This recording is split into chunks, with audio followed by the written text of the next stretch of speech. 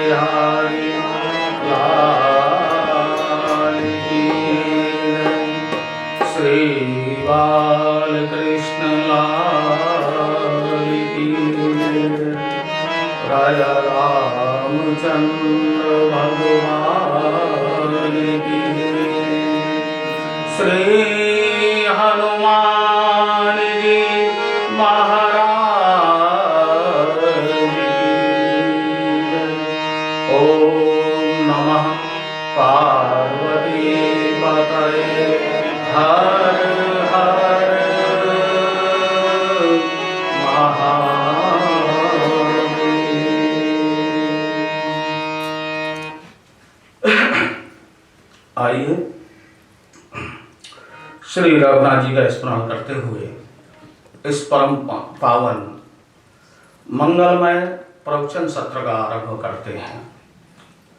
संभवतः आप सभी श्री रघुनाथ जी की श्री रामचरितमानस में वर्णित इस स्तुति को अवश्य जानते होंगे।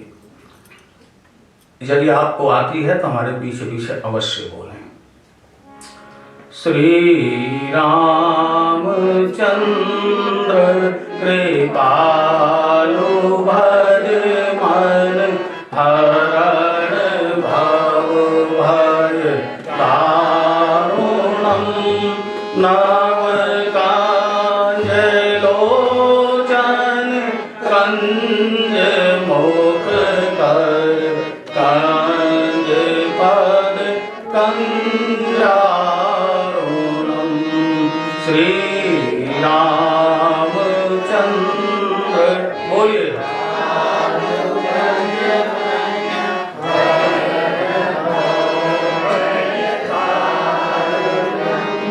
ना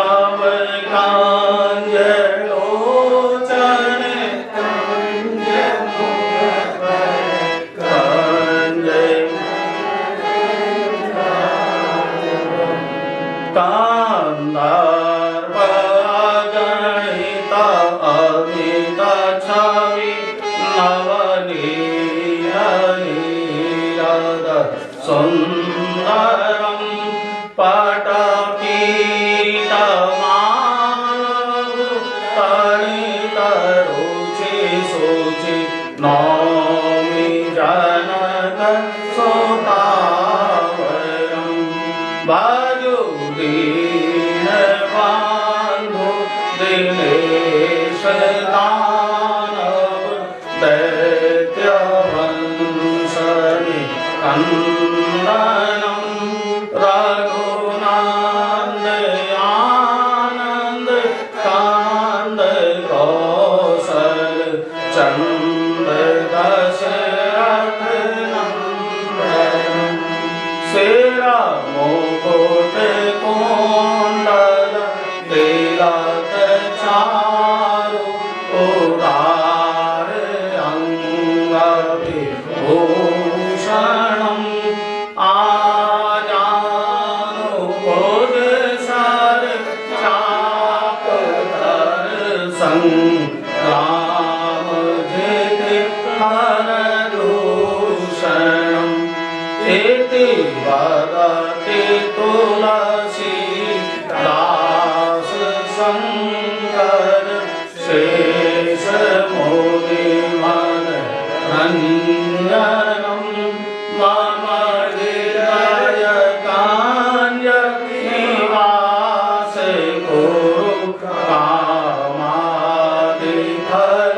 दल गंजनम श्री रामचंद्र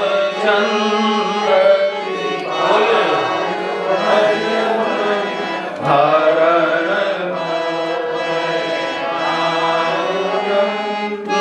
नवकांज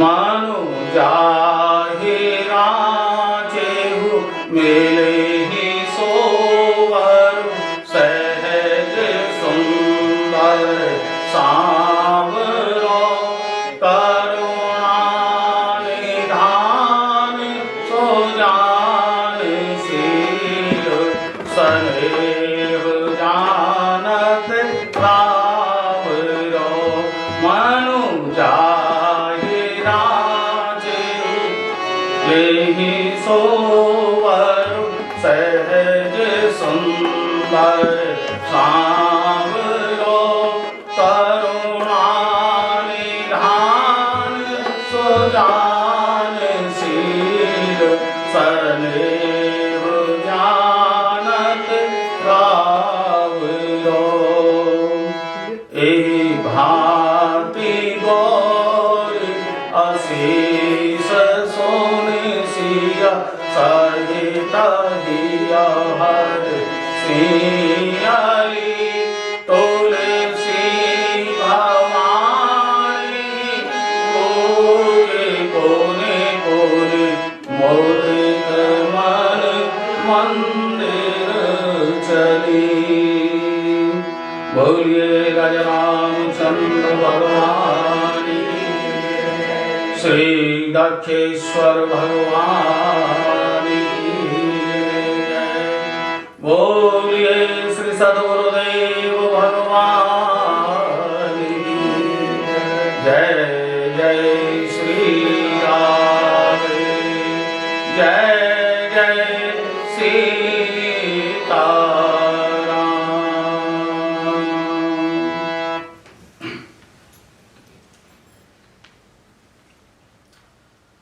अखिल ब्रह्मांड नायक परात्पर परब्रह्म परमपिता परमात्मा भक्तवांछा कल्पतरु अकारण करुणा वरुणालय मर्यादा पुरुषोत्तम भगवान श्री राघवेंद्र सरकार के श्री चरणों की असीम अनुपायनी अनुकंपा से पश्चिम के इस परम पावन भूखंड यूरोप देश समूह के इस सुंदर सुव्यवस्थित इसको पुष्प देश कहा जाए हमारी भाषा में, सुमन देश कहा जाए, है ना, क्योंकि हमने सुना भी और देखा भी। यहाँ जब से हम आए हैं लगभग 1 हफ्ता हो गया हमको। ये पुष्पों का देश है ना, नीदरलैंड, हॉलैंड, पुष्प देश। यहाँ के वासियों का पुष्प से प्रेम होना, ये अपने आप में ये संदेश देता है कि आप सभी यहाँ के रहने वाले वासी सभी सुंदर हृदय वाले हैं, है ना, सब सुंदर मन वाले हैं। और ये अनुभव भी किया है इन दिनों में। पुष्प का एक और नाम है, पर्यायवाची शब्द हमारे यहाँ भारत में कहते हैं, जैसे पुष्प को फूल भी कहते हैं, है ना, फ्लावर कहते हैं, ऐसे ही एक नाम है साहित्य की भाषा में। पुष्प का एक नाम है सुमन, है ना, सुमन, सुमन कहते हैं हिंदी में। हम कोशिश करेंगे कुछ ऐसे शब्द भी आपको, कोशिश तो पूरी रहेगी सरल से सरल भाषा में प्रयास करेंगे आपको कुछ रघुनाथ जी का चरित्र सुनाने का। सुमन, सुमन शब्द का अर्थ एक तो फूल तो है ही, फ्लावर तो है ही, एक अर्थ और है, सु माने सुंदर और मन माने है मन। जिसका मन सुंदर है उसे कहते हैं सुमन। और आप सब सुमन प्रिय हो, सुमन प्रिय। और हमारे रघुनाथ जी भी है ना, इनको और कुछ नहीं चाहिए। हमने ऊपर से कितना क्रीम पाउडर मेकअप किया, इसका कोई फर्क पड़ने वाला नहीं है रघुनाथ जी की दृष्टि में। रघुनाथ जी के चरित्र में, श्री रामचरितमानस में, आप तो बड़े प्रेमी हैं, पूज्य महाराज श्री ने हमें ग्रंथ भी कल परसों दिखलाया यहाँ की भाषा में, डच भाषा में। श्री रामचरितमानस का अनुवाद पूज्य महाराज श्री के प्रयासों से पूरी टीम ने मिलकर के किया है, और उसमें कुछ संशोधन भी चल रहा है, ऐसा सुनने में आया। यहाँ की भाषा में रामचरितमानस का अनुवाद हमने दर्शन किया, तो इससे पता लगता है कि आप रामचरितमानस के प्रिय हैं। श्री रघुनाथ जी को, राघवेंद्र सरकार को, रघुनाथ जी के चरणों में हम अब बैठे हैं, इनको भी अपने भक्त का निर्मल हृदय प्रिय है, सुमन प्रिय है। इनको सुमन से प्रेम है। सु माने सुंदर, मन माने मन, हृदय। रघुनाथ जी कहते हैं, स्वयं रघुनाथ जी का वाक्य, राम जी का वाक्य है, हमारी बात नहीं है, राम जी खुद कहते हैं, निर्मल मन जन सो मोहि पावा, मोहि कपट छल क्षेत्र न भावा। रघुनाथ जी कहते हैं कि तुम अगर मुझे प्राप्त करना चाहते हो तो निर्मल मन, अपने मन को निर्मल बना दो, सुंदर बना दो, मन को सुंदर बनाओ। ऊपर से हमने कितना सुंदर वस्त्र धारण किए, कितना सुंदर श्रृंगार किया, इसका महत्व तो हमारे ब्रज में तो है, क्योंकि हमारे भगवान कृष्ण है ना, उनको सुंदरता पहले वो ऊपर भी देखते हैं। आगे भागवत की कथा में अगर कहीं मौका मिला तो आपको देखेंगे, प्रयास करेंगे। हमारे भगवान कृष्ण तो कहते हैं, पहले तुम अपना मेकअप करो। हाँ, तुम अपना मेकअप नहीं कर सकते, मेरा मेकअप खा करोगे? हाँ, तुम खुद अच्छा नहीं खा सकते तो हमारे बांके बिहारी को 56 मुख कैसे खिलाओगे? खुद अपना अच्छा श्रृंगार नहीं कर सकते तो ठाकुर जी को सुंदर वस्त्र कैसे धारण कराओगे? लेकिन रघुनाथ जी हमारे मर्यादा पुरुषोत्तम है, बहुत सरल है, सीरियस है, सीधी बात कहते हैं। बोले ऊपर से तुम्हारे श्रृंगार में कमी रह जाए चल जाएगा, लेकिन निर्मल मन जन सो मोहि पावा, मोहि कपट छल क्षेत्र न भावा। के मन मलिन तन सुंदर कैसे, और विष रस भरा कनक घट जैसी। रघुनाथ जी कहते हैं बहन सांद्रा कि ऊपर से तो तुमने बहुत श्रृंगार कर रखा है, मन मलिन तन सुंदर कैसे। हाँ बोले ऊपर से तो बहुत बढ़िया मेकअप श्रृंगार कर लो, लेकिन अंदर अगर मन में शुद्धि नहीं है, मन निर्मल नहीं है, तो कैसे है? ठीक ऐसे जैसे वेश रस भरा कनक घट जैसे। कनक माने सोना, घट माने घड़ा। एक आपको घड़ा दिया जाए। आज भैया आज पूजन कर रहे थे, आपका शुभ नाम क्या है? नहीं जो पूजन कर रहे थे सुरेंद्र जी। आज के शायद यजमान आप ही हैं, तो आप इसे ध्यान से सुनो। सुरेंद्र जी, हम आपको एक सुंदर सोने का घड़ा दें, मटका, प्योर 24 कैरेट गोल्ड। हाँ प्योर गोल्ड, और उसमें खूब हीरे जवाहरात लगे हों, बड़े बड़े महंगे महंगे डायमंड लगाए हों।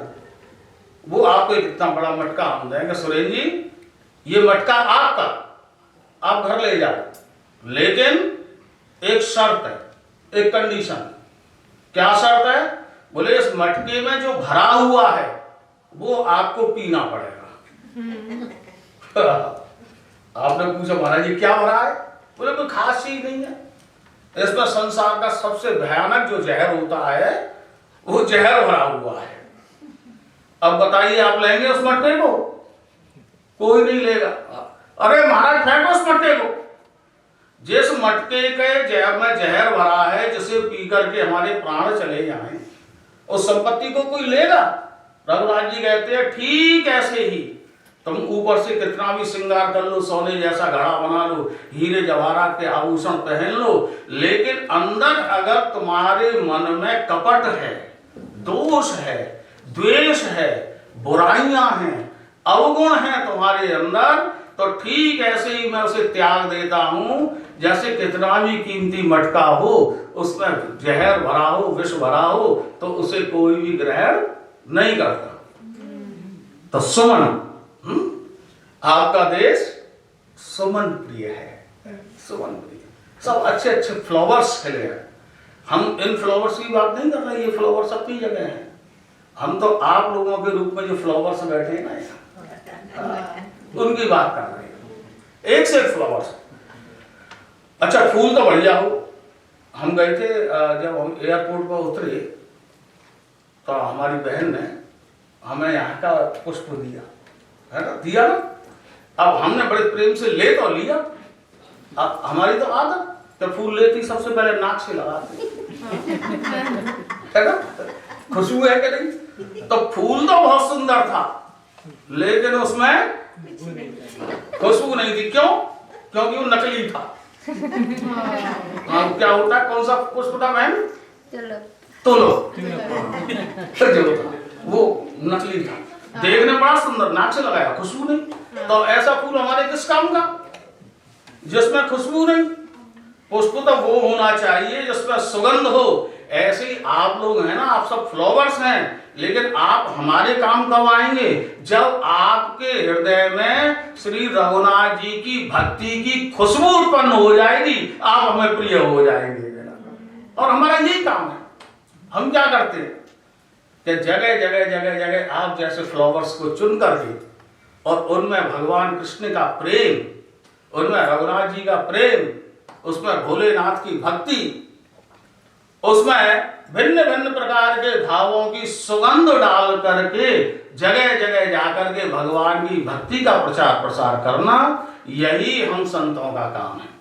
पूज्य महाराज श्री कितना परिश्रम, इतना परिश्रम, भारत भूमि से इतनी दूर आकर के, 7-8-10 हजार किलोमीटर दूर आकर के यहाँ क्या कर रहे हैं महाराज जी? सब कुछ हमसे तो आ जाए ना, तो हम सत्य बता रहे हैं आपको। एक हफ्ता तो वृंदावन से बाहर कट जाता है हमारा, और दूसरे हफ्ते में वृंदावन की याद आने लगती है। हाँ, श्री राम वृंदावन भी। अभी आप में से कुछ लोगों ने, बहनों ने हाथ उठाया कि बिहारी जी के दर्शन किए हैं ना, एक बार हम भी देखें किस किसने किए हैं। हाँ, तो आप जा चुके हो वृंदावन, तो आपको मालूम है ना वृंदावन का रस। तो एक हफ्ता कट जाए बहुत बड़ी बात, 2 हफ्ते कट जाए तो बड़ा दिक्कत के साथ, लेकिन यहाँ जैसे 1 महीना काटना हमारे लिए बहुत बड़ी बात। और पूज्य महाराज श्री कितने वर्षों से हम तो देख रहे हैं, पिछले 4-5 दिन हो गए हमें लगातार यहाँ प्रातः काल जल्दी भड़बड़ी में महाराज जी से 2 मिनट बैठ मुलाकात हो पाती है। और फिर महाराज जी केवल भक्तों के पीछे, सबके हृदय में भोलेनाथ की भक्ति का, रघुनाथ जी की भक्ति का, सनातन धर्म के प्रचार प्रसार की सुगंध आप सबके हृदय में डालते हुए घूम रहे हैं, दौड़ रहे हैं, ये भाग रहे हैं जगह जगह, आपको बुला रहे हैं, आओ कथा सुनो, आओ श्राद्ध पक्ष में अपने पितरियों के प्रति श्रद्धा निवेदन करो, तर्पण करो, यहाँ अभिषेक, यहाँ पूजन, यहाँ पाठ, आप सबको बुला बुला करके आपके हृदय में। और तो और आपको एक बात बताएं, सूर्य उदय तो होता है पूरब में और अस्त होता है पश्चिम में। ये पश्चिम है, ये वेस्टर्न, वेस्ट, और हमारा उत्तर पूरब है अपना भारत।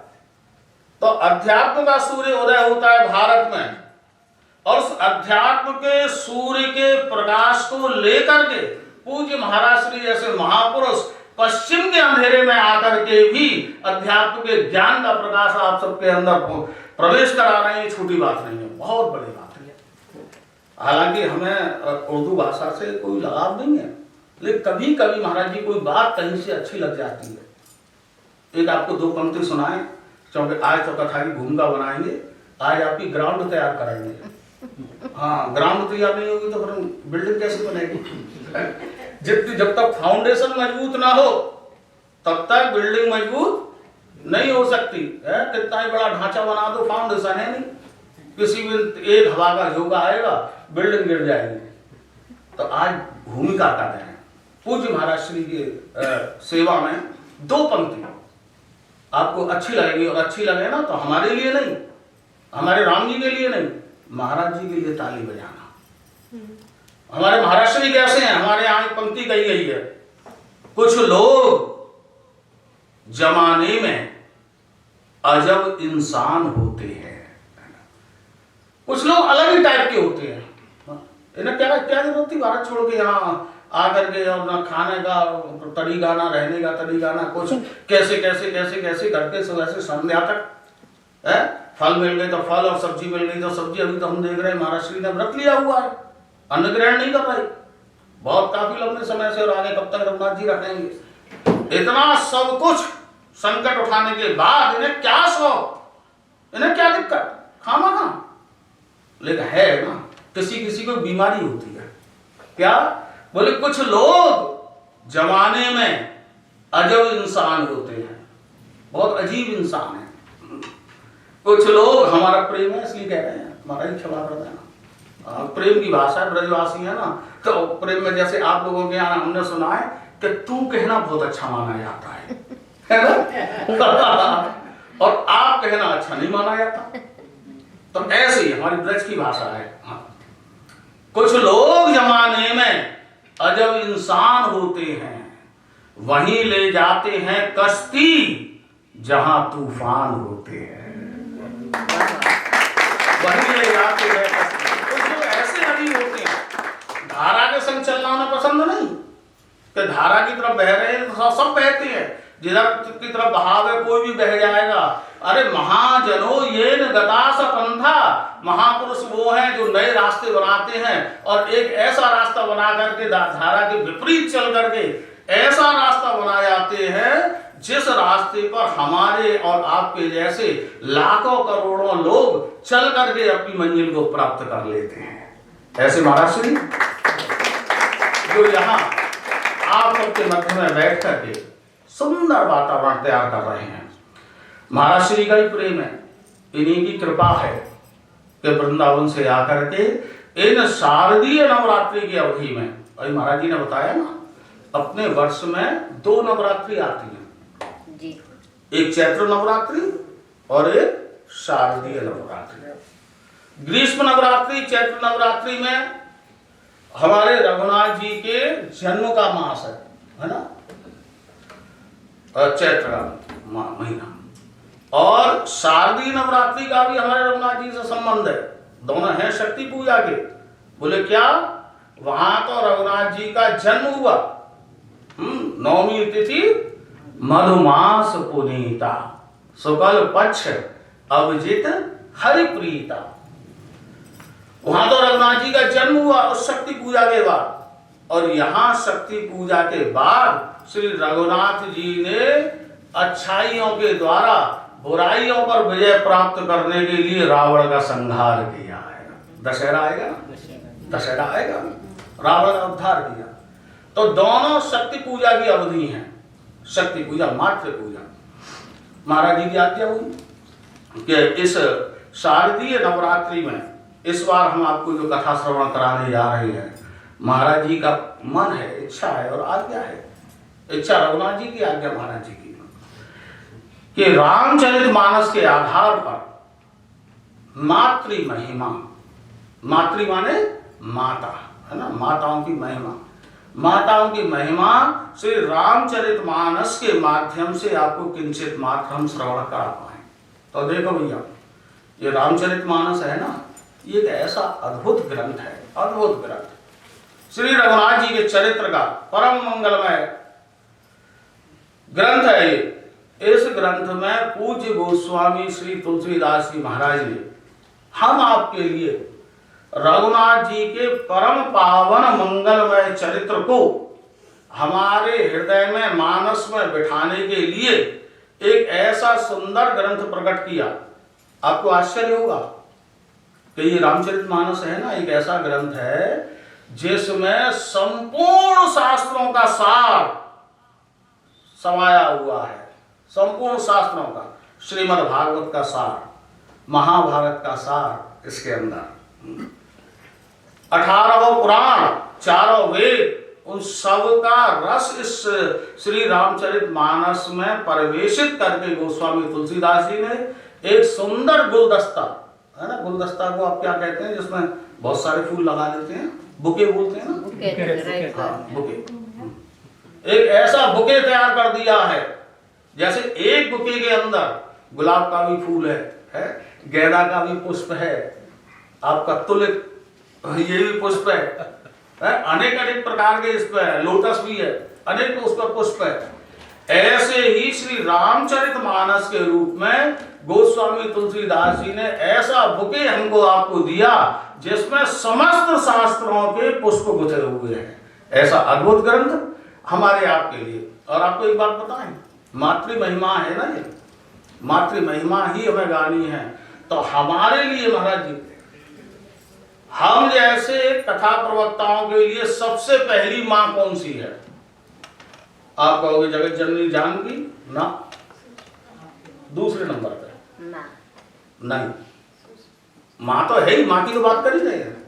पहली मां हम जैसे कथा प्रवक्ताओं के लिए, बोले राधा रानी, बोले नहीं, जगदम्बा पराम्बा, बोले नहीं।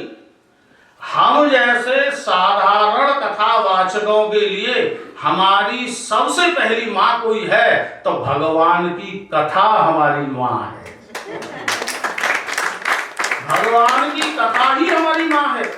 जैसे एक मां छोटे से बच्चे को सुबह सुबह जब मां तैयार होती है तो बच्चा खेल रहा होता है, छोटा सा 2 साल का, 2.5 साल का, 1.5 साल का बच्चा, और खेलते खेलते मां तो अपना श्रृंगार कर रही है। हाँ, स्नान किया, स्नान करने के बाद में सुंदर वस्त्र धारण किए और सब क्या लाली काली लिपस्टिक सब लगाने लग गई मां। मां अपने श्रृंगार में लग गई और बच्चा छोटा सा खेलते महाराज जी घुटनों चलते चलते कीचड़ के गड्ढे में गिर गया। पानी भरा था, बारिश में पानी भर जाता है ना आंगन में, उसमें गिर गया बच्चा। वो चिल्लाया, मां को आवाज दी, तो मां ने जल्दी से देखा तो बच्चा रोया। कहां से रोया? दौड़ के गई तो देखा कीचड़ के गड्ढे में बच्चा पड़ा है। ध्यान से सुनना, आपको आनंद आएगा। कीचड़ के गड्ढे में बच्चा पड़ा है, दौड़ के गई, उसने विचार किया, बच्चा कीचड़ में गंदा हो गया, पानी मिट्टी धूल सब लग गई उसके। और मैंने तो अभी बढ़िया पिंक कलर की साड़ी पहनी है, इतना श्रृंगार किया है। अब मां क्या करेगी? अपनी साड़ी को देखेगी कि बच्चे को कीचड़ के गड्ढे में से उठाएगी? बच्चा उठाएगी ना।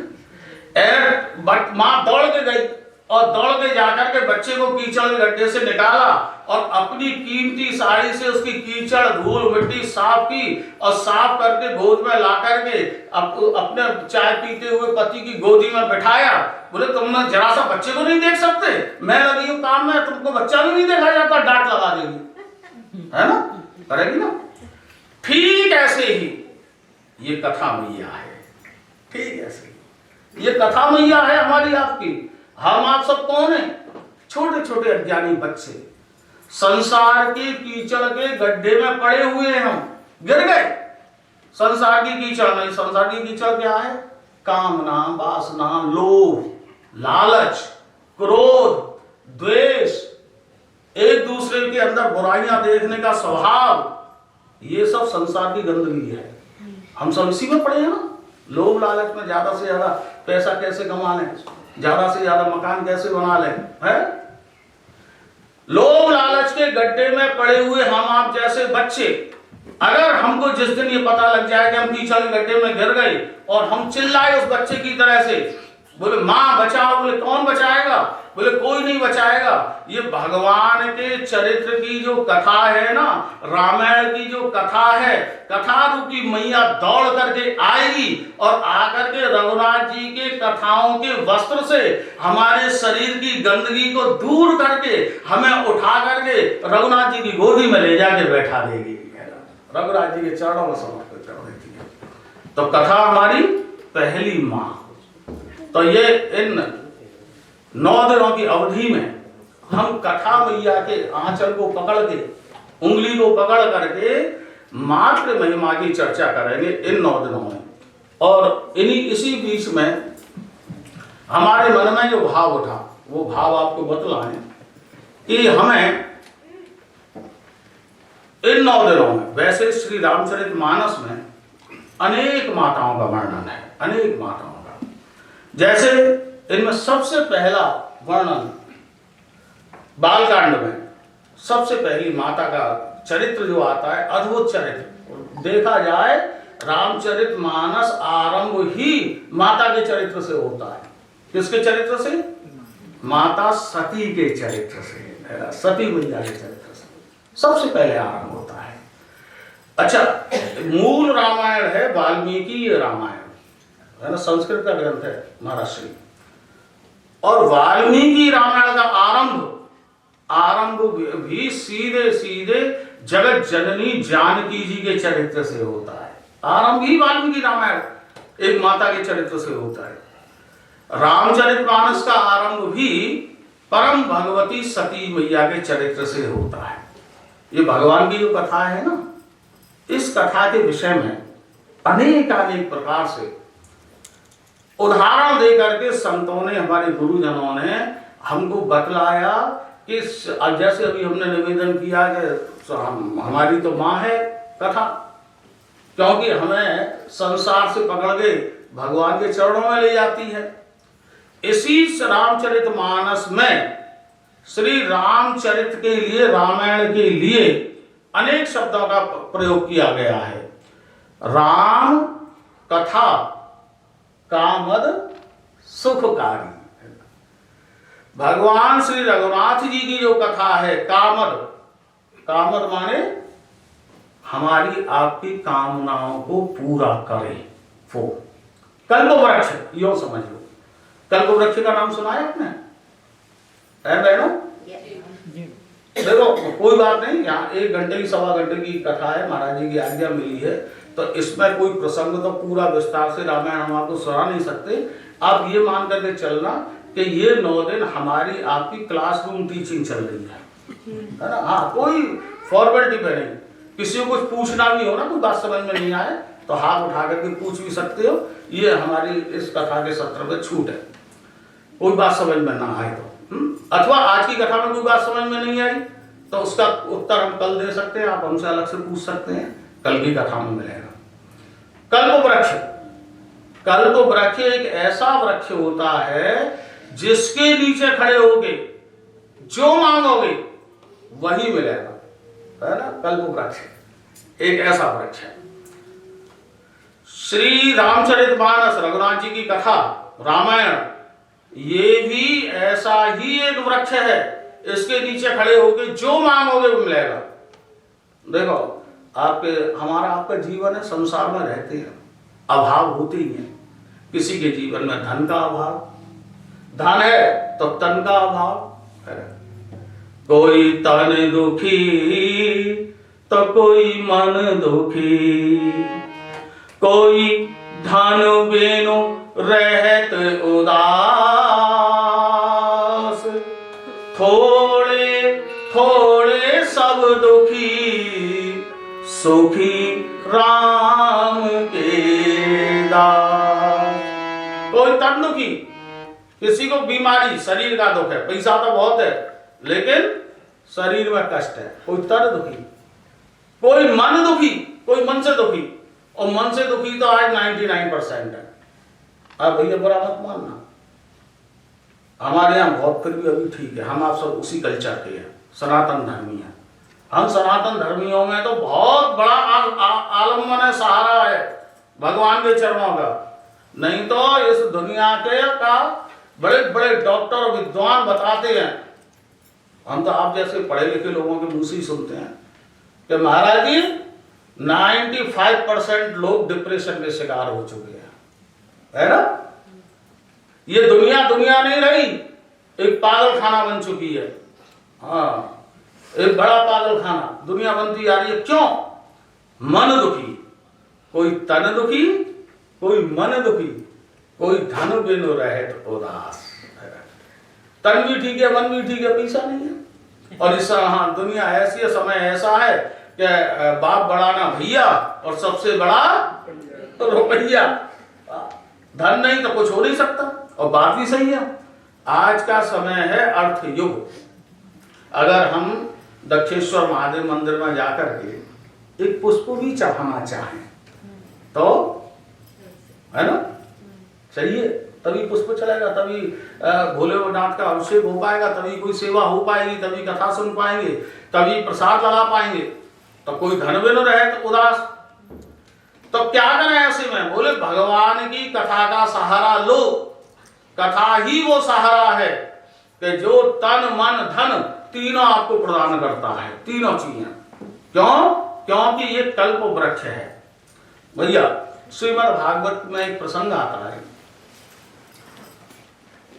कि हमारे आपके जीवन में केवल 3 तरह के कष्ट बनाए हैं भगवान ने। देखो ध्यान रखना, चौथा कष्ट तो बनाया ही नहीं, 3 तरह के कष्ट बनाए हैं। एक तो है दैहिक, दैविक, भौतिक तापा, राम राज काहू नहीं व्यापा। 3 तरह के कष्ट, दैहिक, दैविक और भौतिक। एक है दैहिक कष्ट, हमारे पास खाने को बहुत कुछ है, खूब पैसा है, भगवान का दिया हुआ सब कुछ है, लेकिन क्या करें? डॉक्टर ने कह रखा है सावधान सुरेंद्र जी, अगर दाल के पानी के अलावा कुछ भी खाया फिर हमारी गारंटी नहीं। क्यों? शुगर हो रखा है, बीपी बढ़ा हुआ है, कोलेस्ट्रॉल बढ़ा हुआ है, जाने कौन कौन सी दुनिया भर की बीमारी शरीर में घुसी है। बोले खाने को तो है लेकिन खा नहीं सकते। ये कौन सा कष्ट है? शरीर का कष्ट, दैहिक कष्ट। एक और दूसरा कष्ट है भौतिक कष्ट। बोले खा तो खूब सकते हैं, आ जाओ हमारे वृंदावन में। हाँ, ऐसे ऐसे महात्मा महाराज जी तो जानते हैं, ऐसे ऐसे महात्मा 5 किलो रबड़ी खा जाए। रबड़ी जानते हैं? यहाँ मिलती है, दही मिलती होगी यार। रबड़ी के लिए भारत आना पड़ेगा। और वो भी वृंदावन, वहां मिलेगी बढ़िया गाय के दूध की मोटी लच्छेदार रबड़ी, इलायची केसर डली हुई। हाँ, जीभ में पानी आ गया होगा जिसने खाई। किसी ने खाई के देखी है? वृंदावन गए थे आप लोगों ने खाई? हाँ, बोले 5 किलो रबड़ी खाया है महात्मा एक जगह बैठ के, और डकार भी न ले। डगा तो समझ गए ना। 5 किलो रबड़ी खाने के बाद ओम ऐसे भी ना करें। हाँ, इतना महाराज शरीर ऐसा फौला, कितना भी खिला लो महाराज, कुआं में गया जैसे, इतना खाया है, लेकिन क्या खाए, खाने को नहीं है। दिन भर मेहनत करने के बाद, दिन भर परिश्रम करने के बाद जैसे तैसे 4 रोटी मोटी मिल पाती हैं खाने के लिए। बोले एक तो वो है जो खा सकता है, उसके पास खाने के लिए नहीं, और एक वो है जिसके पास खाने के लिए तो है लेकिन खा नहीं सकता है। तो दैहिक दैविक भौतिक तापा, 2 तरह का कष्ट, शारीरिक कष्ट और आर्थिक कष्ट। तीसरा कष्ट एक और है, बोलो दैविक कष्ट। आप कहोगे महाराज जी हम पर तो ठाकुर जी की, दक्षेश्वर भगवान की बहुत कृपा है, खाने को भी भगवान ने पर्याप्त दिया है और खा भी खूब सकते हैं, कोई बीमारी नहीं है ना, सब कुछ ठीक है। तो बोले तीसरा कष्ट, वह उससे कोई नहीं बच सकता। कौन सा? दैविक तापा। बोले दैविक कष्ट, सब कुछ ठीक चल रहा था, अचानक बाढ़ आ गई, अचानक कोविड लग गया। ये क्या है ना? सब कुछ ठीक चल रहा था 2019 तक, और 2019 के लास्ट में ऐसा महाराज चाइना से वायरस जाने कहां से निकला कि सारी दुनिया हिला करके रख दी इसने। जिसके पास पैसा था उसका पैसा काम नहीं आया, जिसके पास साधन थे उसके साधन काम नहीं आए। हमने आपने कितना बड़ा तांडव अपने नेत्रों से भगवान की लीला का देख के चुके हैं, और अभी उससे पूरी तरह उबरे नहीं है, अभी उबरे नहीं है। किसी ने कल्पना की होगी कि जिस पुत्र को हमने लालन पालन करके बड़ा किया, गुलाब के फूल की तरह से पाला, किस आशा में कि कल को हमें कोई संकट आएगा तो हमारा पुत्र हमारा संग देगा। लेकिन देखो तो दुर्भाग्य, हमें अगर कोविड हो गया तो हमारा बेटा हमारे कमरे में घुसने को तैयार नहीं है ना, हमारा बच्चा हमारे कमरे में घुसने को तैयार नहीं। हमारी पत्नी जिसने 7 जन्मों के लिए हमसे फेरे लिए थे, है ना, देखो कहां गया वो 7 फेरे, कहां गए वो 7 जन्मों का वचन। बोले क्या हुआ? बोले तन है, धन है, लेकिन दैविक कष्ट, जब भगवान का चक्र घूमता है ना तो सारी संपत्ति और सारे साधन रखे रह जाते हैं। ये तीनों तरह के कष्ट संसार में है, और चौथा कष्ट इसके अलावा है ही नहीं। अगर कोई है तो आप बता दो, है कोई कष्ट नहीं है, 3 ही कष्ट हैं। और इन तीनों कष्टों से कौन बचाएगा? बोले दैहिक दैविक भौतिक तापा, राम राज काबू नहीं व्यापा। बोले केवल भगवान की कथा ही वो साधन है, वो कल्प वृक्ष है जो इन तीनों कष्टों से हमारी रक्षा कर सकती है। तीनों कष्टों से कैसे? क्यों? क्योंकि राम कथा कामद सुखकारी, ये कल्प वृक्ष है। लेकिन सावधान, कल्प वृक्ष जो होता है ना बहनों, सविता जी, कल्प वृक्ष ऐसा वृक्ष है कि वो उसके नीचे खड़े हो जाओ, और यहाँ पे नीदरलैंड में खड़े होकर के दक्षेश्वर महादेव के मंदिर में कल्प वृक्ष के नीचे खड़े हो जाओ, और यहाँ बैठे बैठे बढ़िया छेने का रसगुल्ला मांगो, तुरंत उपस्थित है ना, कल्प वृक्ष देता है। यहाँ बैठे बैठे ही महाराज आप संसार का कोई पदार्थ, कोई सुख, कोई साधन मांग लो, कल्प वृक्ष तत्काल दे देता है। लेकिन सावधान, भगवान की कथा है ना, कल्प वृक्ष तो है भैया। आपका शुभ नाम क्या है? सत्येंद्र। सत्येंद्र जी, अच्छा आप भी यहीं से है ना? हाँ, बड़े मन से कथा सुनते हैं। बोले कल्प वृक्ष का काम है, जो खड़े होकर के मांगोगे वो दे देगा। लेकिन कथा कैसी है? ये ऐसा कल्प वृक्ष है कि इससे खड़े होकर के हम जो मांगेंगे वो देगी तो सही, लेकिन देने से पहले परीक्षा कर लेगी कि वो देने वाली चीज हमारे लिए कल्याणकारी है कि नहीं, हमारे लिए फायदे वाली है कि नहीं। जैसे एक बच्चा, छोटा सा बच्चा, माँ अगर गैस चूल्हे पर बैठ करके रसोई में रोटी सेक रही है और छोटा सा बच्चा गोद में से उतर उतर के उस अग्नि की लौ को, जलती हुई लौ को खिलौना समझ के पकड़ने को भागता है ना, हाथ मारता है, तो माँ उसे अग्नि पकड़ने देती है क्या? नहीं, बार बार खींच लेगी, वो रोएगा, रोने देगी, लेकिन अग्नि को नहीं पकड़ने देगी। ऐसे ही कथा है, अगर हम आप कोई असद मांगेंगे, कुछ ऐसा मांगेंगे जो हमारे जीवन के लिए घातक है, कल्याणकारी नहीं है, तो कथा मैया कभी भी हमें नहीं लेने देगी, बार बार उल्टा खींच लेगी। और जो हमारे लिए कल्याणकारी है, लाभदायक है, हमारा भला करने वाला साधन है, वो कथा मैया हमको तत्काल दे देती है। एक छोटी सी आपको कथा सुनाएं, उससे आपको बात बहुत समझ में आएगी। किसी गांव में एक गड़रिया का बच्चा रहता था। गड़रिया कहें तो जो भेड़ चराने वाले चरवाहे होते हैं ना, भेड़ चराते हैं, भेड़ बकरी गायों को चराने वाले जंगल में यहाँ भी होंगे, तो उनकी देख रेख करने वाले उनको कुछ बोलते हैं, ग्वाला बोलते होंगे। तो चरवाहा, एक गांव में एक बच्चा था छोटा सा, हमारे यहाँ तो महाराज जी का क्षेत्र है तो वहां तो गड़रिया ही बोलते हैं शायद, है ना? हाँ, वहां तो गड़रिया ही बोलते हैं, हमारे ब्रज में भी गड़रिया। तो एक चरवाहे का बालक था छोटा सा, वो बच्चा गांव की भेड़ों को एकत्र करके जंगल में चराया करता था और उससे उसका जीवन चलता था। एक दिन भेड़ चरा रहा था कि उसी समय एक महात्मा आए और महात्मा को लगी थी बहुत प्यास, गला सूख रहा था। महात्मा ने उस बच्चे से कहा, बेटा मुझे प्यास लगी है, थोड़ा जल पिला दे। बोले बैठो गुरुदेव। महात्मा को बैठाया, बच्चा गया और कहीं से एक लोटा बर्तन में जल लेके आया, गुरुदेव जल पियो। गुरुजी ने जल पिया, महात्मा को तृप्ति हो गई। तृप्ति हुई तो महात्मा प्रसन्न हो गए, प्रसन्न हो गए बच्चे से बोले, तैने मुझे जल पिलाया, मेरे प्राणों की रक्षा की, मांग तू क्या मांगता है, मैं तुझे दूंगा। अब बच्चा ने सोचा कि गुरुजी से कुछ मांगना है, क्या मांगू?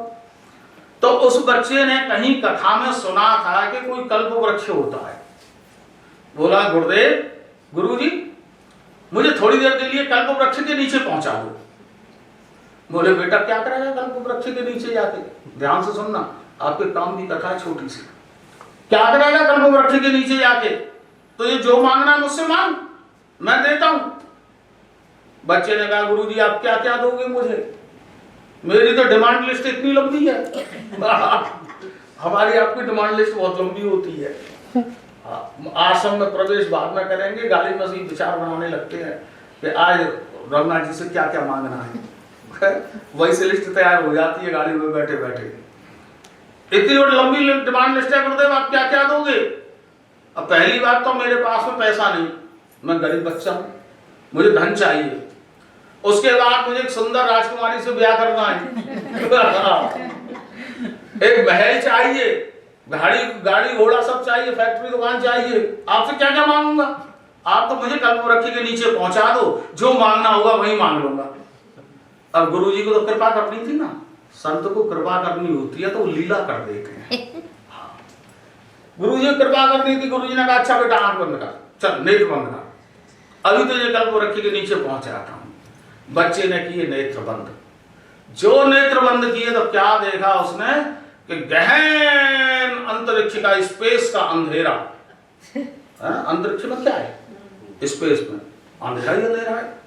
आजकल तो विज्ञान के माध्यम से आप देखती है स्पेस में क्या है, अंधेरा, अंधकार गहरा, और अंधकार में, गहन अंधकार के अंदर चमचमाता हुआ कल्प वृक्ष है ना। उसके पत्ते सोने की तरह चमकते हैं। शास्त्रों में लिखा है स्वर्ग में है कल्प वृक्ष।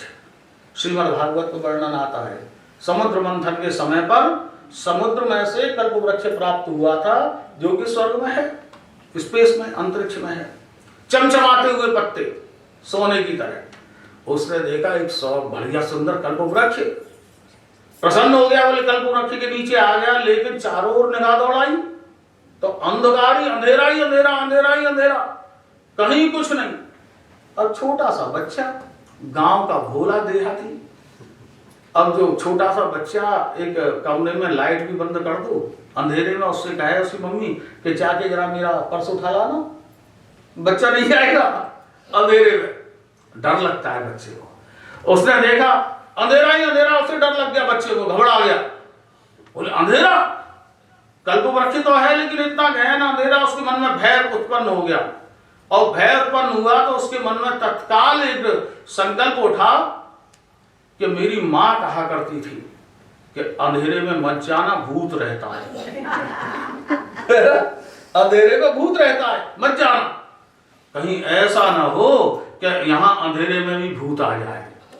अब देखो महाराज, कल्पवृक्ष के नीचे खड़ा है, जो जो सोचोगे वो देगा, कल्पवृक्ष का नियम है। उस कल्पवृक्ष के नीचे उसने क्या सोचा? भूत, भूत ना आ जाए। तो कल्पवृक्ष का तो नियम है, इसने जैसे ही सोचा भूत ना आ जाए, उसी समय भूत प्रकट हो गया। वो तो कल्पवृक्ष है, भूत प्रकट हो गया। अब घबराया महाराज भूत, अब कैसा रहा होगा हमने तो देखा नहीं है, आप में से किसी ने देखा है? प्रत्यक्ष तो हमने नहीं देखा, इसमें कोई शक नहीं, लेकिन ऐसे अनुभवी संतों से हमने सुना है। हमारे गुरुजी हमें बतलाते थे कि भूत की किस प्रकार से आकृति होती है, शास्त्रों में है, वर्णन है, गरुड़ पुराण में भी महाराज जी कथा सुना रहे थे कल तक आपको, और हमें भी सुनने को मिली 4 दिन, बड़ा आनंद आया। ये गरुड़ पुराण ऐसा ग्रंथ है कि इससे डरने की आवश्यकता नहीं। गुरुजी की बहुत बड़ी कृपा आप लोगों पे हुई है जो आपको गरुड़ पुराण सुनने को मिला है, और जो किसी कारण से न सुन पाए हो, पूरा छूट गया हो, तो महाराज जी के गुरुजी के चैनल पर है, सनातन धर्म चैनल पर, पूरा सुनो। और अभी तो हमने तो गुरुजी से प्रार्थना भी की है कि अगली बार जब ये श्राद्ध पक्ष आवे, पितृपक्ष आवे, तो आपको और विस्तार से गरुड़ पुराण पूरा सुनाए। 1 घंटे में उतना थोड़ी हो पाता है, ये ऐसा गहन है। तो हमने तो प्रार्थना कर दी है, आपकी सिफारिश हमने की है। अब उस सिफारिश को बार बार रिचार्ज कराते रहना, बीच बीच में गुरु जी से प्रार्थना करते रहना। साल में 12 महीने होते हैं, 12 बार प्रार्थना करोगे तब जाके गुरु जी की कृपा होगी, अगले पितृपक्ष में आपको गरुड़ पुराण विस्तार से सुनने को मिले। गुरु जी से कहिए, कोई जरूरी थोड़ी कि 15 दिन सुनाई जाए, 1-1 घंटे सुनाई जाए, 1 महीने सुनाए, 2 महीने सुनाए, 3 महीने सुनाए। ये अद्भुत ग्रंथ है, इसमें सब वर्णन है ना, कौन कौन से लोग हैं, कैसी कैसी योनियां हैं, कैसे कैसे जीव जाता है। तो बच्चे ने, आइए प्रसंग पर, बच्चे ने सोचा, बोले भूत ना आ जाए, भूत आ गया। अब महाराज, अब हम तो अंदाजी लगा सकते हैं, आप भी समझ लो फिल्मों में जैसा होता है, कंकाल जैसा है ना, लटकता झटकता, लाल लाल आंख है उसकी, गड्ढे में अंधेरा, लाइट सी जल रही है, और वहां झूलता हुआ उसके सामने प्रकट हो गया। बच्चे ने विचार किया, बोले अंधेरे में भूत आ गया।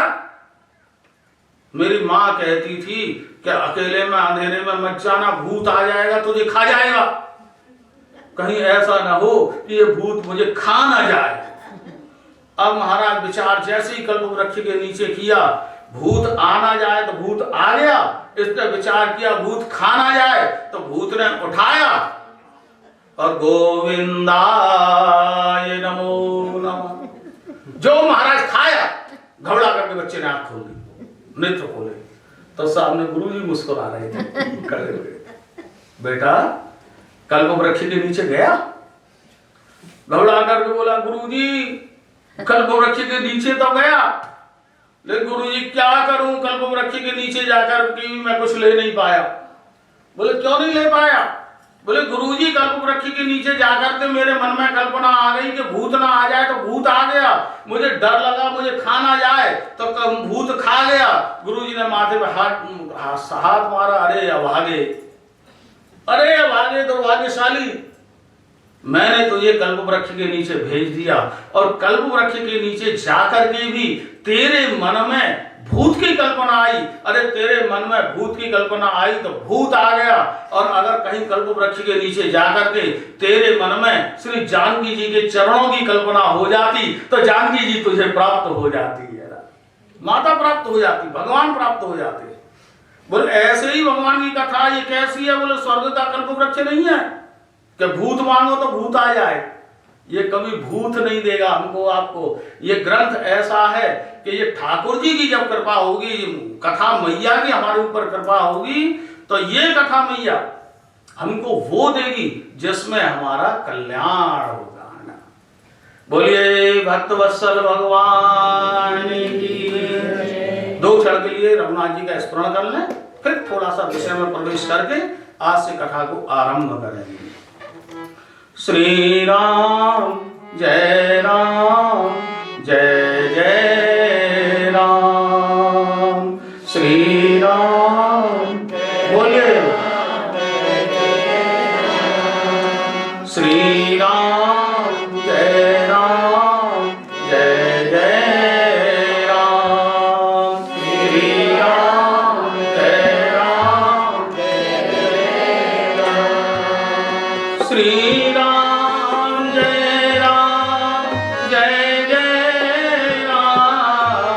श्री राम जय राम,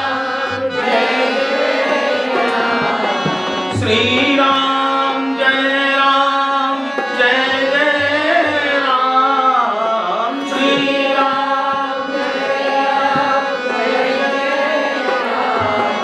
श्री राम जय राम, जय जय राम, श्री राम श्री राम जय राम, जय जय राम,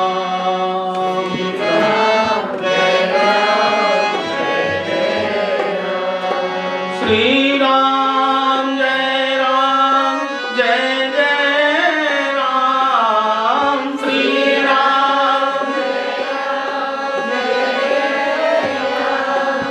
श्री राम जय राम, जय जय राम, श्री राम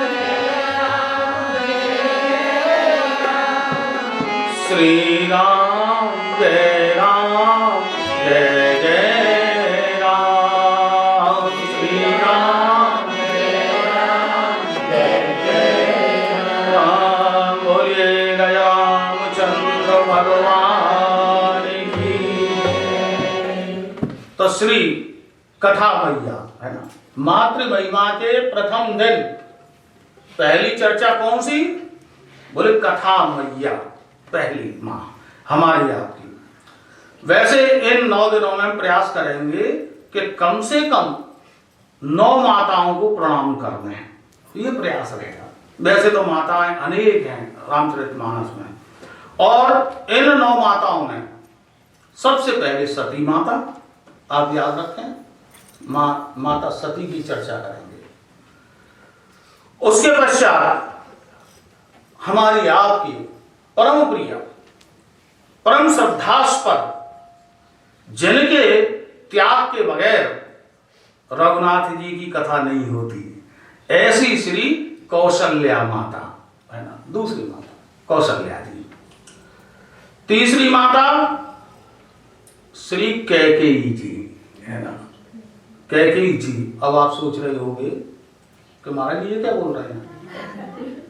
जिस कैकेयी ने वरदान मांगे, रघुनाथ जी को वनवास करा दिया, और महाराज जी कह रहे कैकेयी, बोले हाँ, कैकेयी माता का चरित्र इतना अद्भुत चरित्र है कि ऐसी मां है ये कैकेयी मां कि जिन्होंने संपूर्ण संसार की बुराइयों को अपने ऊपर ओढ़ करके और श्री रघुनाथ जी का ऐसा उत्कर्ष किया, ऐसा चरित्र प्रकट किया कि आज सारा संसार मर्यादा पुरुषोत्तम के रूप में रघुनाथ जी को प्रणाम करता है।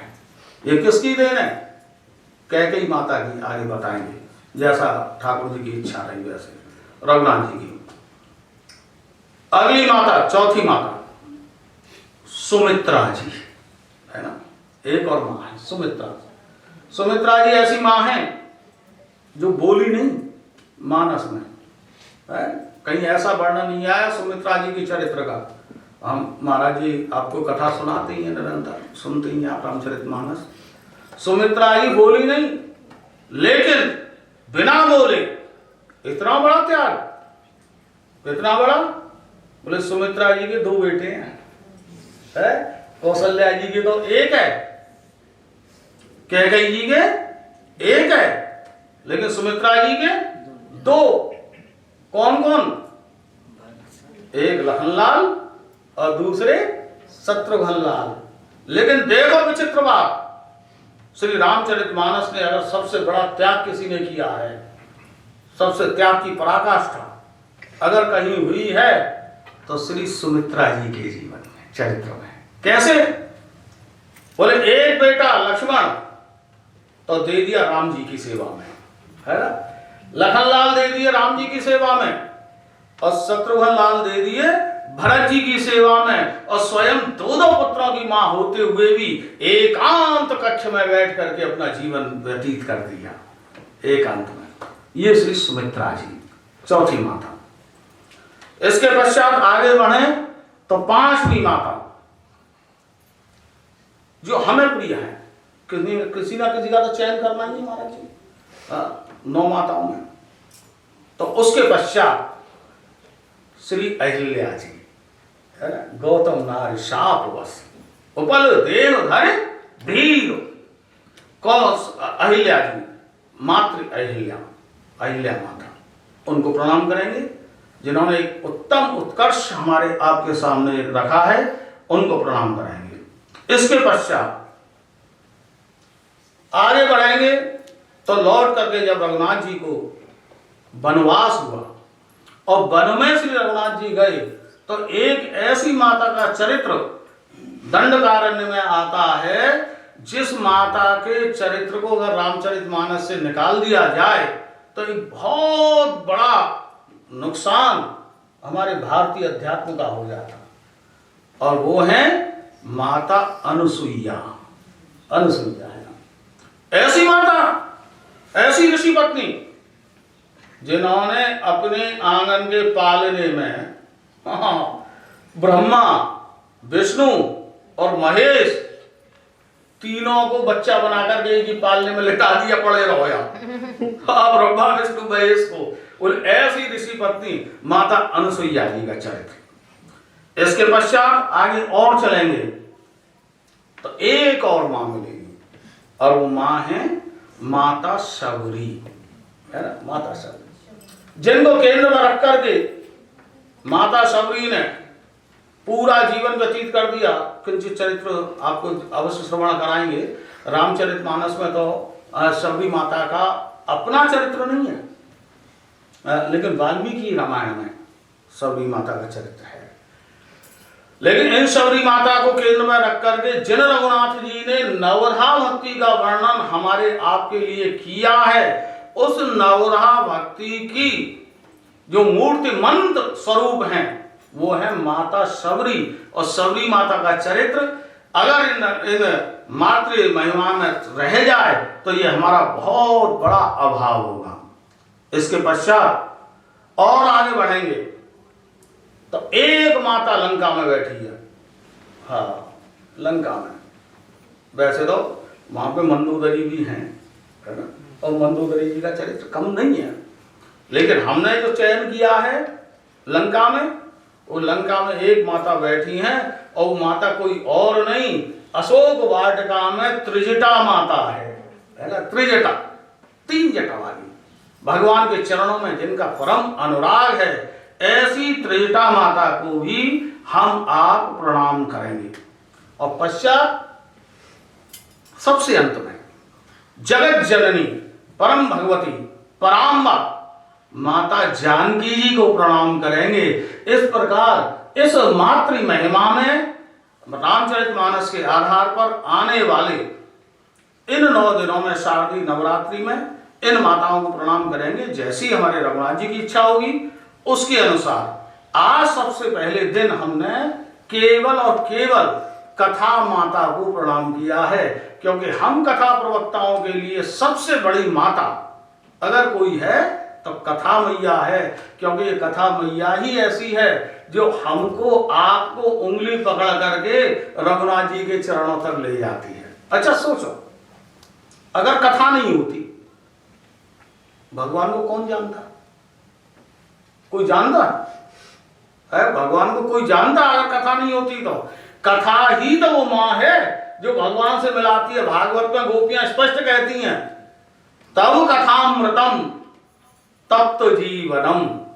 हम जलते हुए विरहियों के लिए अमृत का कार्य अगर कोई करती है तो भगवान केवल और केवल आपकी कथा ही है जो कि हमें सदा सर्वदा के लिए भगवान के चरणों में समर्पित कर देती है। देखो ये कथा है ना, ये अमृत है। और अमृत कैसा? एक अंतिम बात निवेदन करें, महाराज जी की जितनी आज्ञा है उसके अनुसार फिर वाणी को विश्राम देंगे। आप लोगों को बहुत दूर दूर तक जाना पड़ता है। कल से कथा की धारा अपने ढंग से बहेगी। कथा को अमृत कहते हैं, है ना। एक अंतिम बात समझ लो और आनंद लेते हुए इस अमृत को पीते हुए घर तक पहुंचना प्रसाद पाने के बाद, है ना। ऐसा अमृत, एक अमृत तो वो है जो स्वर्ग में है ना, उसे कहते हैं स्वर्गामृत। स्वर्गामृत स्वर्ग में है। और एक है ये अमृत। इस अमृत को क्या कहते हैं? कथामृत। भगवान का कथा रूपी अमृत और एक तरफ है स्वर्ग का अमृत। दो अमृत हैं संसार में।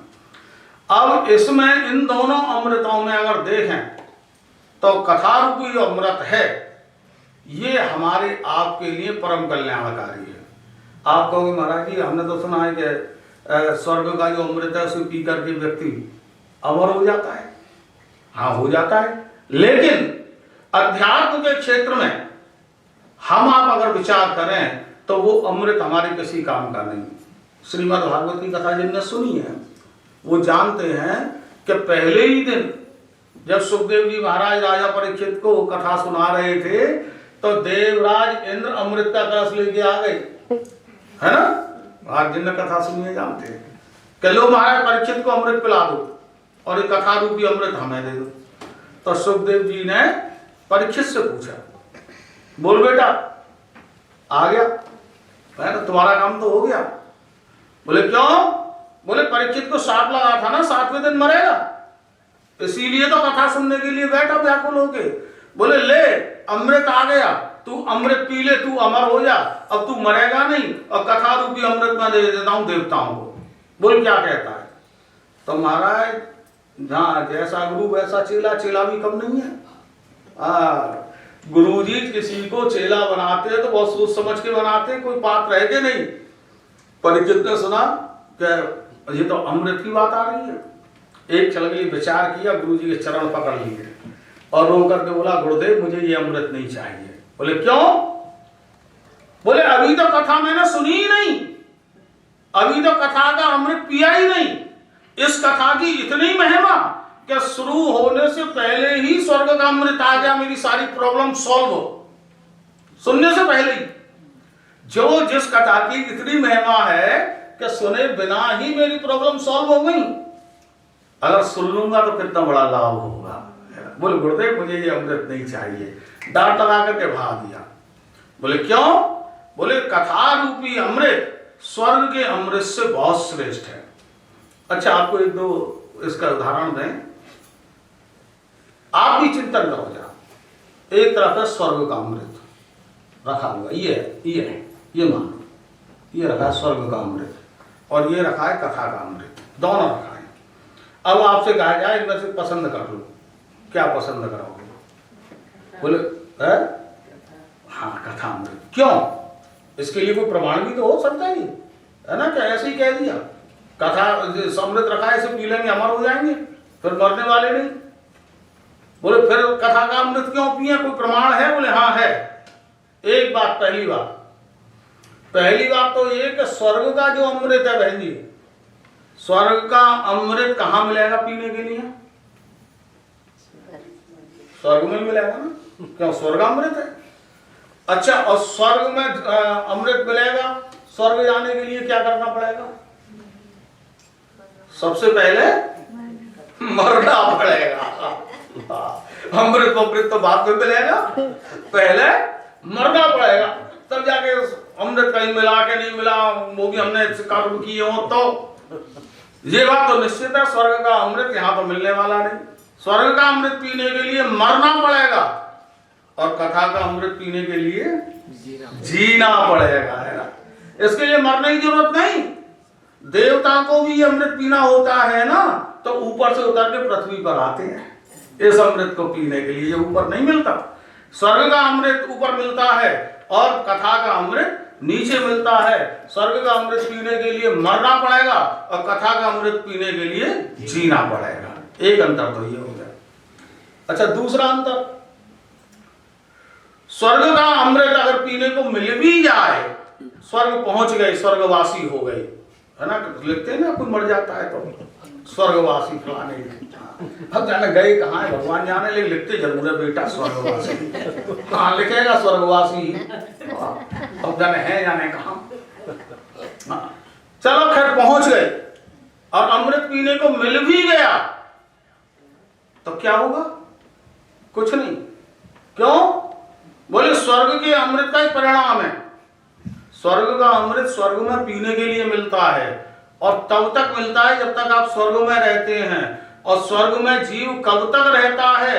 जब तक उसके पास में पुण्यों की संपत्ति है। स्वर्ग क्या है?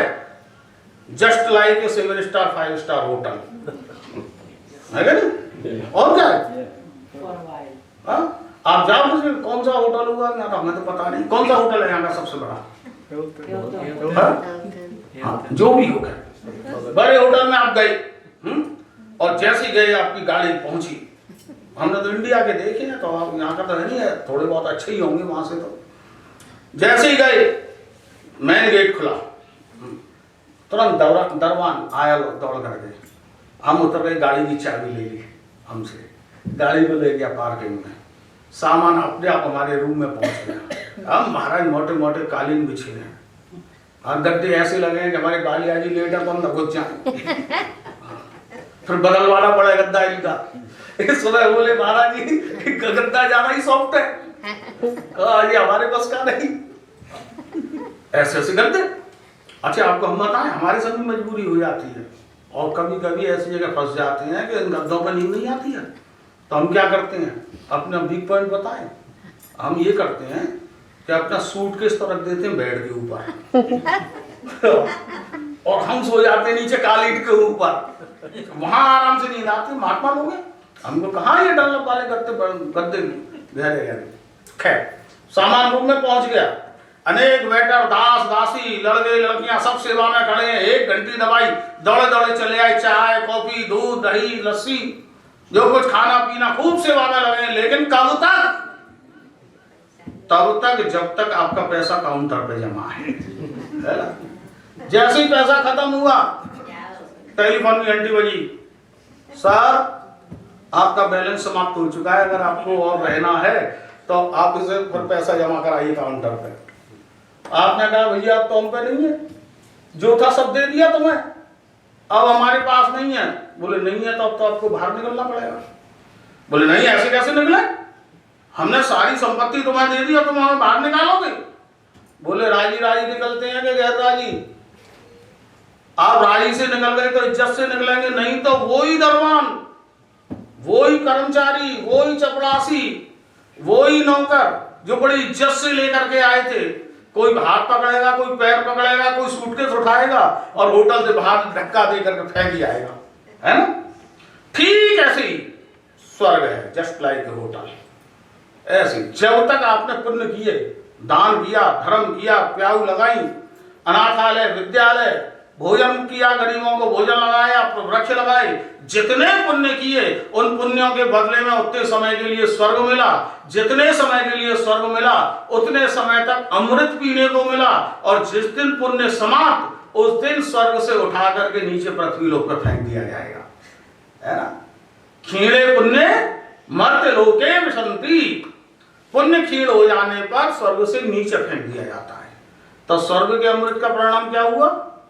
ऊपर से नीचे, है ना? ये ऊपर से नीचे गिराता है स्वर्ग का अमृत। और कथा का अमृत क्या करेगा? कहीं गिराता नहीं है। कथा कभी गिराएगी नहीं आपको, गारंटी है हमारी, व्यास गद्दी की गारंटी है।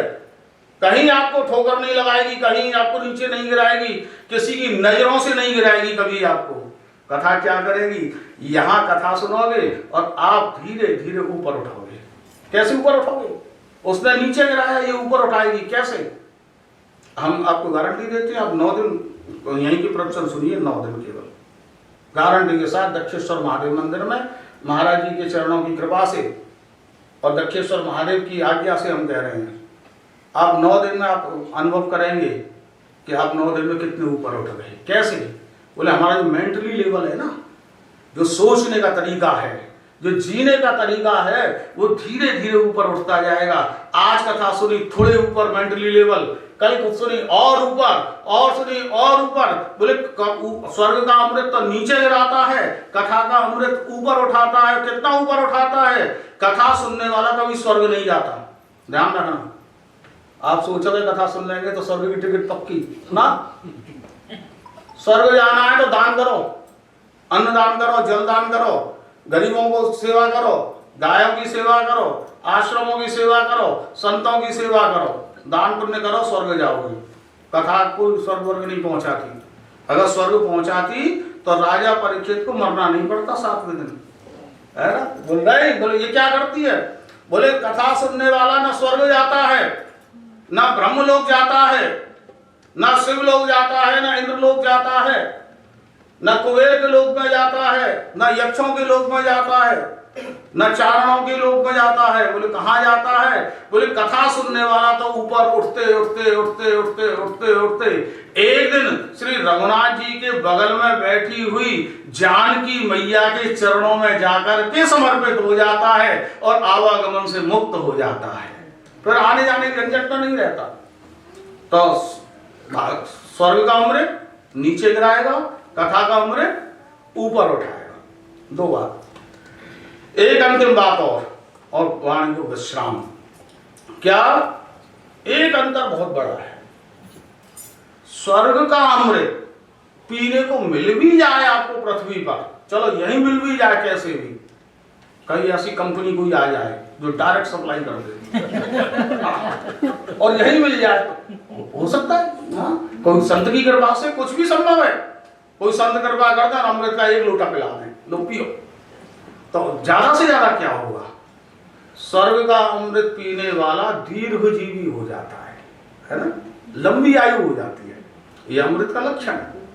और कथा का अमृत पीने वाला लंबी आयु नहीं होती कभी। अभी हमने बताया ना, अगर कथा सुनने वाले से आदमी की लंबी आयु हो जाए तो परीक्षित 7वें दिन मरते नहीं, 7वें दिन मरे। बोले क्या अंतर है? स्वर्ग का अमृत आपको दीर्घजीवी बनाएगा, लेकिन कथा का अमृत दीर्घजीवी नहीं बनाएगा। कथा का अमृत आपको दिव्य जीवी बनाएगा। कितना जिए इससे कोई फर्क नहीं पड़ता, कैसे जिए इसका फर्क पड़ता है ना। 80 साल, 90 साल, 100 साल, 125 साल उम्र बढ़ भी गई, किस काम के? हम भी परेशान है, खटिया में पड़े पड़े।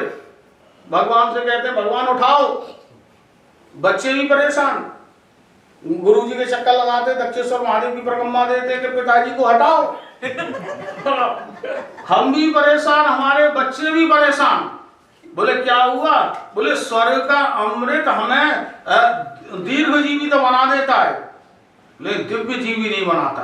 कितना जिए इससे कोई फर्क नहीं पड़ता, कैसे जिए, थोड़ा सा जिए, लेकिन ऐसा जिए महाराज कि लोग सदियों तक याद रखें। जैसे आदि शंकराचार्य जी कितना जिए आप तो जानते हैं ना।